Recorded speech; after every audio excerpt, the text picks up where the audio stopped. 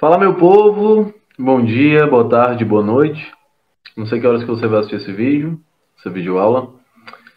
Para a aula de hoje, eu preparei algo para dar continuidade no que a gente veio trabalhando, né? Aquela nossa primeira conversa, nossa primeira atividade. E aí a gente vai falar um pouquinho hoje sobre essa linha histórica da arte, né? Vamos conversar um pouquinho sobre os momentos possíveis que nós podemos dividir, né? Não vou abordar ela como um todo, mas vou trazer boa parte dela para que a gente tenha uma noção, tá certo? Então, se prepara aí e vem comigo. Trago aí para vocês um pensamento do Heráclito, um filósofo grego, que diz assim: ninguém pode entrar duas vezes no mesmo rio, pois quando nele se entra novamente, não se encontram as mesmas águas, e o próprio ser já se modificou. Assim, tudo é regido pela dialética, a tensão e o revezamento dos opostos. Portanto, o real é sempre fruto da mudança, ou seja, do combate entre os contrários. Júnior, o que é que isso quer dizer? O que é que isso traz para a gente no que se refere à arte? Basicamente, esse pensamento do Heráclito, ele vai ilustrar o que vai acontecer com a arte, né? Por mais que pareça que nós estejamos fazendo algo que já passou, é impossível se banhar duas vezes no mesmo rio, porque aquela água é o fluxo do tempo, né? Ela está em constante passagem, a gente nunca vai mergulhar no mesmo ponto, porque aquela água está sempre se renovando, ela está em constante movimento. Mesma coisa aqui na história da arte, né? E na arte em si. Nós vamos ver que por mais que alguns estilos, movimentos, escolas possam parecer-se com outros anteriores, eles não estão fazendo a mesma coisa. Há algum quesito de inovação e a gente vai descobrir ao longo das nossas aulas, certo? A arte traz aí algumas questões, né? Ela esteve presente em todos os tempos, em todos os povos, né? Nós conseguimos mensurar isso. Nos chegam vestígios, nos chegam marcas, nos chegam heranças que nós conseguimos estudar dentro da história, da antropologia, da arte, né? E assim dar conta de como foi que esses povos produziram essa arte.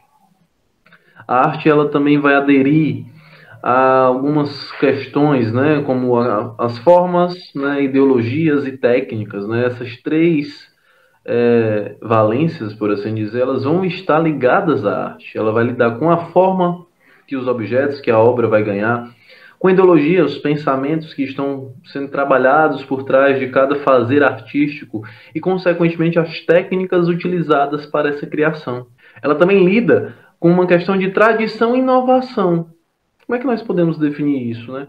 A arte ela tem um ciclo que vocês vão ver, que é um ciclo vicioso que se repete, que ora ela apresenta um caráter mais conservador, ligado a essa tradição, e ora ela apresenta um caráter mais inovador, progressista, que busca um rompimento com essa tradição. E ela vai ficar o tempo todo nessa briga. E o que é engraçado, que o que surge como progressista, como inovação, com o passar do tempo, se torna conservador e tradicional. E novamente vem um novo ciclo de inovação e de pensamento progressista. Vocês vão ver isso com o passar do tempo na arte, tá? E o devir artístico, né, que é a mudança, esse movimento constante que a arte tem, que vai influenciar diretamente a transformação humana. Nós vamos tentar discutir isso aqui ao longo das aulas, certo? E aí algo que nós debatemos um pouco, né, vocês tiveram um pequeno contato nessas primeiras aulas comigo, e aí eu vou trazer algumas diferenças para a gente já poder situar, né, fazer esse marco aí. O que é o academicismo, o contexto de arte contemporânea e a ideia de técnica mista, quando a gente fala das linguagens que a gente já conversou, né, que é a arte híbrida, e a gente também vai ter o trabalho da técnica mista. O academicismo, né, o que ele vai ser, de uma forma conceitual? Sistematização de normas artísticas que se consolidou na Europa nos séculos XVII até o século XIX, junto às academias de belas artes. É caracterizado pelo preciosismo, naturalismo e a retomada dos valores clássicos e renascentistas. O estilo preconizado nas obras acadêmicas é chamado neoclassicismo. Nesse período aqui, em toda a Europa, nós vamos ter um boom, né, de escolas de belas artes, as academias de belas artes. É como se fosse uma escola onde você vai estudar apenas as belas artes, né, escultura, pintura, tem um pouco de arquitetura, mas basicamente pintura e escultura. E nelas você vai aprender a trabalhar como se trabalhava na Antiguidade Clássica, né, esses pensamentos clássicos são ligados aos gregos e romanos. Sempre que se falar de antiguidade clássica, vocês têm que associar gregos e romanos, tá? Vai ter aí também os pensamentos renascentistas, que foi um primeiro momento de resgate dessa antiguidade clássica, ou seja, o academicismo já é um segundo momento de retomada dessa antiguidade clássica. E a questão do naturalismo é uma representação do mundo natural, dessa realidade abrangente, né? Do que está ao entorno, do que está ao nosso alcance. Eles não vão fazer pinturas que fujam dessa ideia do naturalismo, né? É uma das regras, uma das leis que jamais poderá ser quebrada. Dentro das artes, nós vamos chamar isso de neoclassicismo.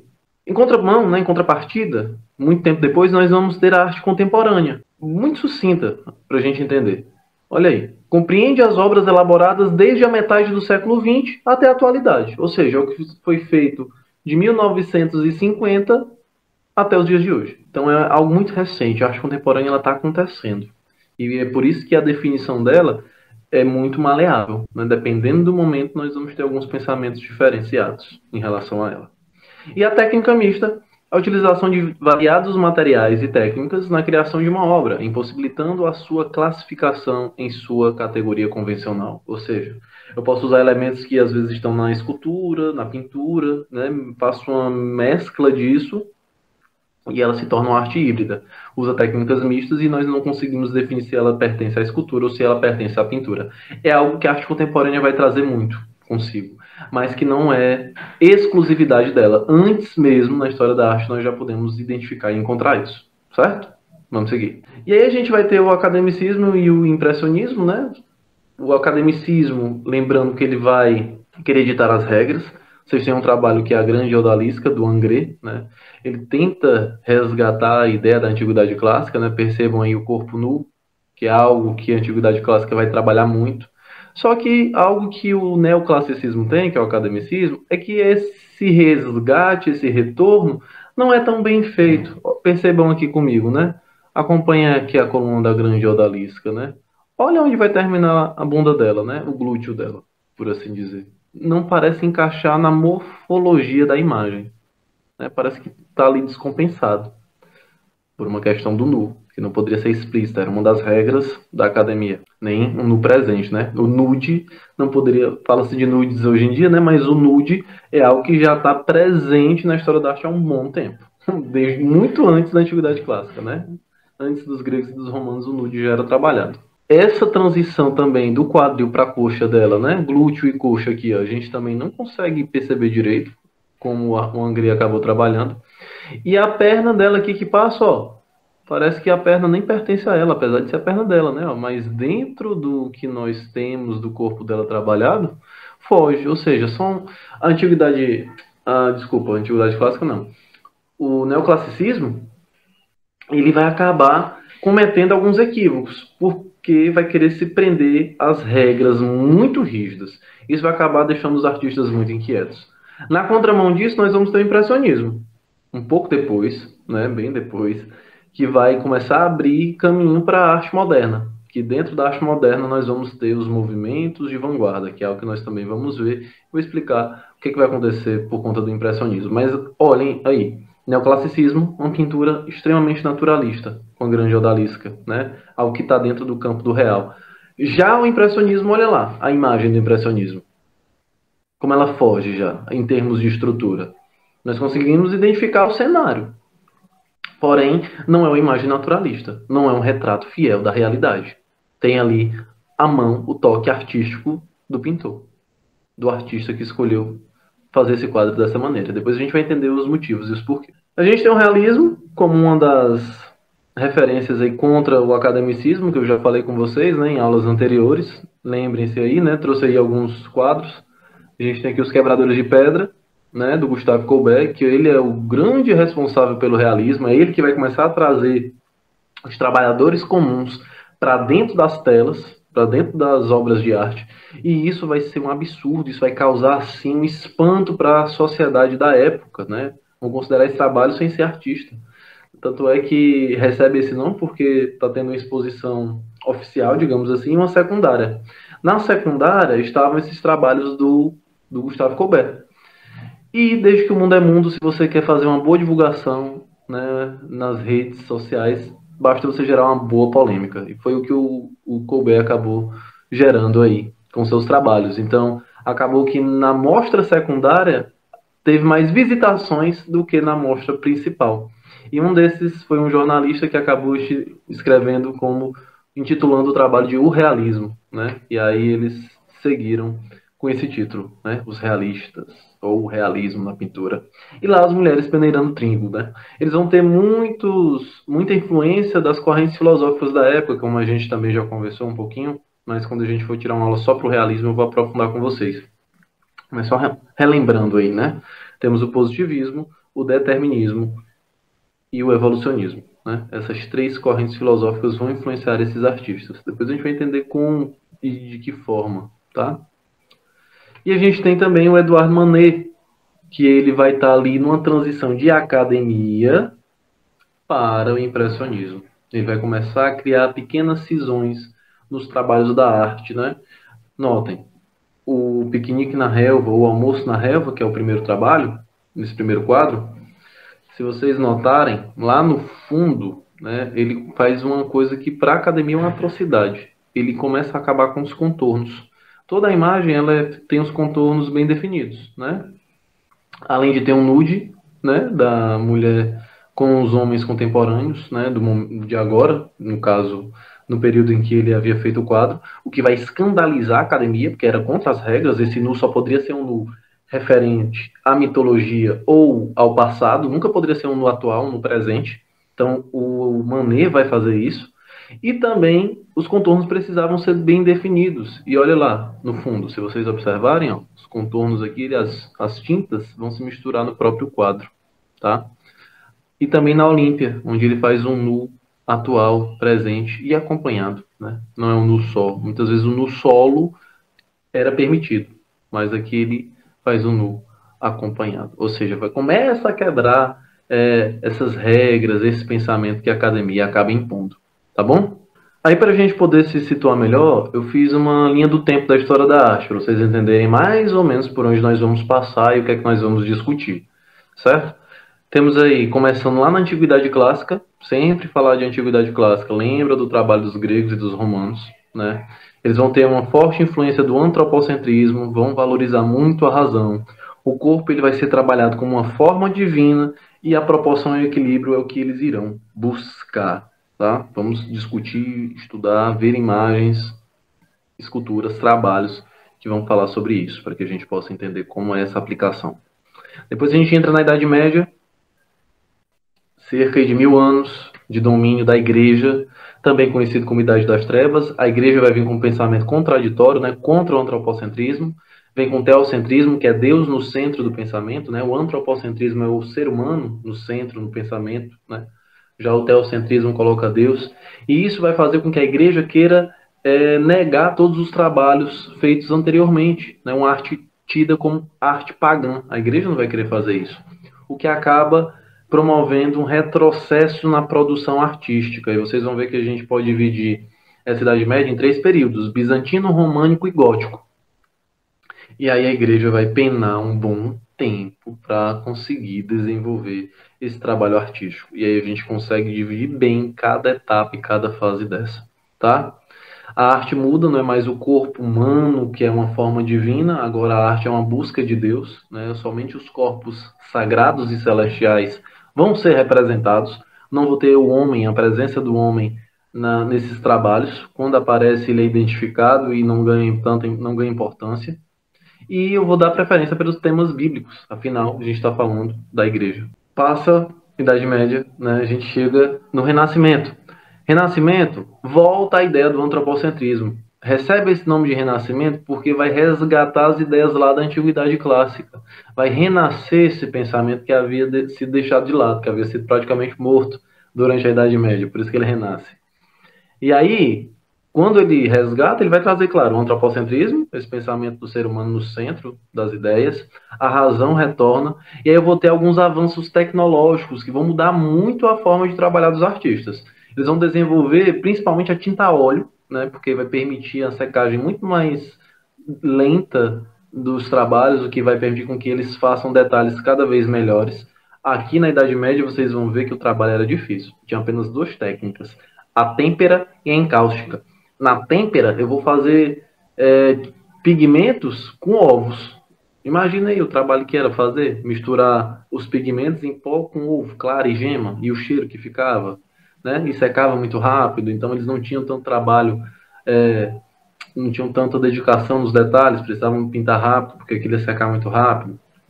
Ou no caso da encáustica, eles faziam, derretiam cera e misturavam essa cera com os pigmentos, né? Para que assim eles pudessem construir as imagens. Também era uma secagem muito rápida. Tinta a óleo vai mudar muito o trabalho desses artistas durante o Renascimento. Outras técnicas que vão ser o esfumato, vou explicar para vocês, né? Mas as meninas vão me entender. O esfumato é algo que vocês fazem até hoje, né? Se vocês forem para uma festa, sair, né, vão passar lá a sombra no olho de vocês, né? Vocês não querem colocar uma cor só ou então deixar uma cor mais suave. O que é que vocês geralmente fazem, né? Coloca do lado de um olho uma cor, do outro lado outra cor, e aí vocês vão fazer o quê? Esfumar, né? Ou então esfumaçar o olho. Essa técnica vem lá do Renascimento e vocês usam até hoje na maquiagem de vocês, né? O esfumato. Vocês vão ver que é uma transição muito clara, muito sutil entre os tons. E isso vai permitir essa riqueza de detalhes nas pinturas do Renascimento, que a gente vai ver. E também o efeito da perspectiva, né? Aquela ideia da linha do horizonte, que vai mudar toda a nossa percepção em um trabalho 2D, nas pinturas, né? Quanto mais próximo da linha do horizonte, menor o objeto fica, porque é como se estivesse mais distante do olhar do observador. Quanto mais distante da linha do horizonte, maior o objeto fica, porque ele vai estar mais próximo do olhar do observador, né? Sabe quando você vê lá o sol se pondo bem pequenininho, então um carro lá no horizonte, você vê bem miudinho, quando ele vai chegando você começa a ver ele maior? É essa mesma sensação que os quadros vão começar a trabalhar. Vamos ter aí também o barroco. Detalhe, no Renascimento, por mais que eu tenha isso, a igreja ainda está vigorando, né? Digamos assim, a igreja ainda está em vigor. Então os artistas vão sim produzir trabalhos referentes à igreja, mas claro que colocando as suas ideias. No Barroco a igreja retorna com poder máximo, vai ter um grande conflito aí, né? Porque eles vão querer resgatar o teocentrismo lá da Idade Média, né? Tentar fazer esse resgate do poder da igreja. Isso vai promover um conflito, que é a grande característica do Barroco vai ser o conflito. A gente vai discutir sobre isso. Esse conflito se deve porque o antropocentrismo renascentista ainda também está influenciando alguns artistas, então isso vai ter um conflito medonho, gigantesco na arte. Vão ser trabalhos cheios de dramaticidade, tanto na escultura, na arquitetura, né? Tem uma arquitetura muito forte, temos um barroco brasileiro, um barroco tardio e também esculturas barrocas e telas barrocas, né, que a gente também vai discutir sobre, e um trabalho repleto de emoção. Vem o neoclassicismo, que a gente acabou de ver, né, com a Academia de Belas Artes e as regras e normas muito rígidas, novamente tentando fazer um resgate da Antiguidade Clássica e do Renascimento, mas a gente vai ver que isso ocorre de uma maneira um pouco torta. Vem o romantismo, que nós vamos estudar também. No romantismo, ele surge como uma reação ao neoclassicismo, e aí eu vou ter a valorização das emoções, né, a ideia do nacionalismo, vou representar muita pátria, né, os heróis nacionais, um resgate do passado. Lembra? O sujeito do romantismo está muito preso ao passado, ele quer viver somente no passado, o presente para ele não importa. O dinamismo, que eu vou começar a dar uma ideia de movimento ao diluir as imagens. E eu vou ter basicamente dois temas, ou temas históricos, ou natureza, que é o que o romantismo vai falar. A gente vai aprender a identificar como. No realismo, a gente já passa a ter uma outra perspectiva, mas ele, assim como o romantismo, surge como uma oposição ao neoclassicismo. E aí lá no realismo eu vou ter o cientificismo, né, que isso vai acabar influenciando o artista, que ele passa a agir como cientista. Eles vão ser muito mais descritivos. Vocês vão ver que eles vão trazer riquezas de detalhes nesse trabalho, porque eles vão valorizar o presente, né, uma pintura de observação. Eu vou observar e valorizar cada coisa, sobretudo os objetos que vão estar em cena, né? As pessoas, as coisas, né? Então, no realismo, isso acontece com muito mais força. Tem aí também o impressionismo, que é o que eu falei para vocês, que vai abrir os movimentos de vanguarda, e no impressionismo eu vou fazer o uso da luz natural, pinceladas rápidas. Esse trabalho é feito na rua e eu vou começar a quebrar esses padrões artísticos. Tudo isso se deve por conta do surgimento da fotografia, né? Que os artistas vão ver uma máquina que faz os trabalhos deles de retratar a realidade e eles vão querer se diferenciar. E aí eles vão encontrar essa influência a partir do uso da luz do sol, da luz natural. do dia. E aí, por isso eles vão precisar pintar de forma instantânea, por isso as pinceladas rápidas, por isso a rua, e vão buscar formas de quebrar esses padrões artísticos que eram pinturas naturalistas até então. E aí começam os movimentos de vanguarda. E só para pontuar, cubismo e futurismo, nós temos aí. Cubismo a gente vai dividir em dois momentos, o analítico e o sintético, vamos entender como que cada um deles se demonstra. O analítico fazendo uma desmontagem, uma decupagem, por assim dizer, das formas dos objetos. O sintético já começa a trabalhar com colagem, que é algo que ainda não tinha acontecido na história da arte, né, dentro da pintura, mexendo com outros materiais que até então não eram utilizados. E lá no futurismo eu vou ter, né, uma ideia de velocidade, de movimento, né, uma arte muito dinâmica. Vou querer exaltar essa vida moderna, eu vou ser contra o passado, sabe? Então a gente vai trabalhar tudo isso dentro da arte moderna, até a gente chegar na arte contemporânea. Tá certo? E aqui alguns trabalhos para vocês verem, né? No Renascimento, a ideia do corpo sendo valorizado, né? Depois vou discutir com vocês alguma análise, né? Trazer uma análise desse quadro no momento presencial, para a gente ir a fundo, né? E também na aula específica sobre o Renascimento, trazer algumas análises de imagem para vocês. Aí a criação de Adão está no teto da Capela Sistina, feita pelo Michelangelo. Já digo para vocês, né? Dentro da pintura original, na cabeça do Michelangelo, o desejo dele era colocar Deus nu, como Deus está aí, né? Porém, isso escandalizaria muito a igreja, porque eles queriam resgatar a antiguidade clássica. E os gregos e romanos faziam as estátuas, né, suas esculturas, valorizando esse corpo. Então, o nu era hipervalorizado, porque era a forma de se aproximar das divindades. O Renascimento vai fazer a mesma coisa. Só que para não escandalizar a igreja, Deus ganha uma bata aí. Vamos falar um pouco mais sobre isso mais para frente. Temos o nascimento de Vênus, ó. Aqui dá pra gente perceber a ideia da perspectiva, ó, lá no finalzinho, ó. Não sei se vocês conseguem ver aqui o mouse, ó, a linha do horizonte, certo? Aí se vocês olharem bem para o lado, ó, eu tenho pequenas árvorezinhas, como elas estão mais próximo da linha do horizonte, elas ficam pequenas. E essa aqui, ó, que está mais distante da linha do horizonte, ó, ela parece maior, porque ela está mais próximo do nosso olho. Mesma coisa com os personagens da história, como eles estão mais distantes da linha do horizonte, eles aparecem maiores para a gente. Tá? Vamos entender como que tudo isso vai acontecer. O neoclassicismo, como eu já falei para vocês, né? O Manet vai estar nessa transição. O romantismo, com os dois temas que nós vimos lá no Carrote, que eu passei para vocês, né? Natureza, temas históricos. Aquele bizu que eu falei para vocês nunca esquecerem. Se eu não falei, eu vou falar agora. Sempre se preocupem em olhar para o homem, né? O homem como referência dentro do romantismo. Se o homem aparece grande, em evidência, quem faz a história? O homem, o ser humano. Então eu tenho temas históricos. A evidência do quadro, como aqui é o quadro da direita, né?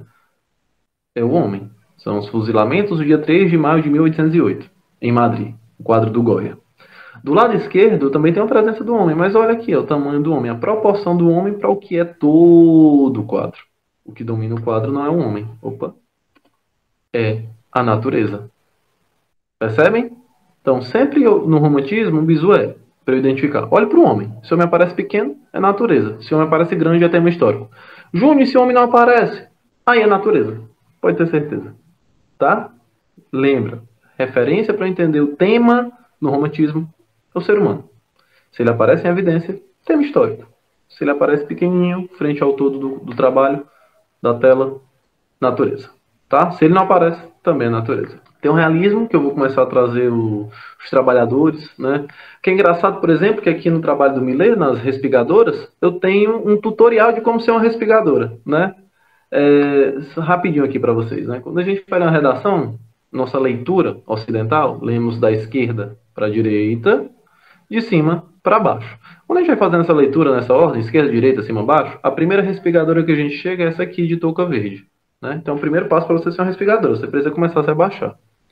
O segundo passo, quando a gente segue nessa leitura, esquerda, direita, cima, baixo, é a primeiro contato, ó, a de touca azul, que é, quando eu estiver chegando no chão, preciso agarrar algo, certo?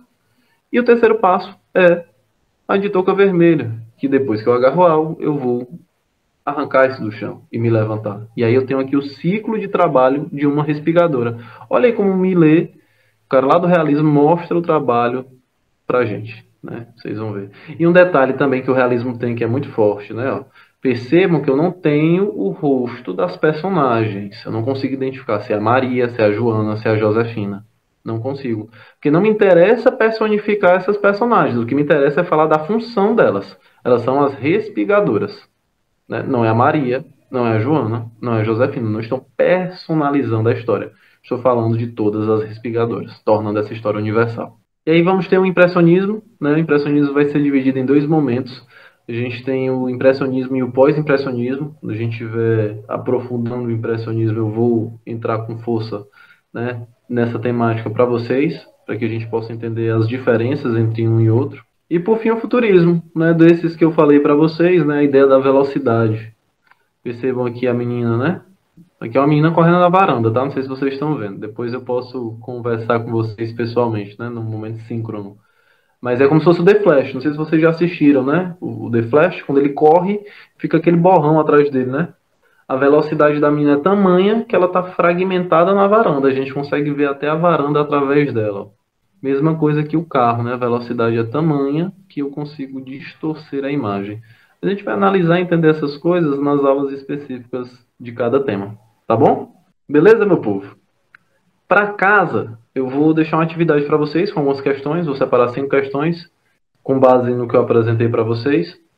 E aí eu espero que vocês respondam para a gente trabalhar depois em outro momento síncrono as questões. Tá certo? E aí daqui para frente eu vou pegar essa linha histórica que eu apresentei para vocês e vou aprofundando tema a tema. Certo? Foi só para vocês terem um panorama do que eu pretendo fazer com vocês até o final do ano. Valeu!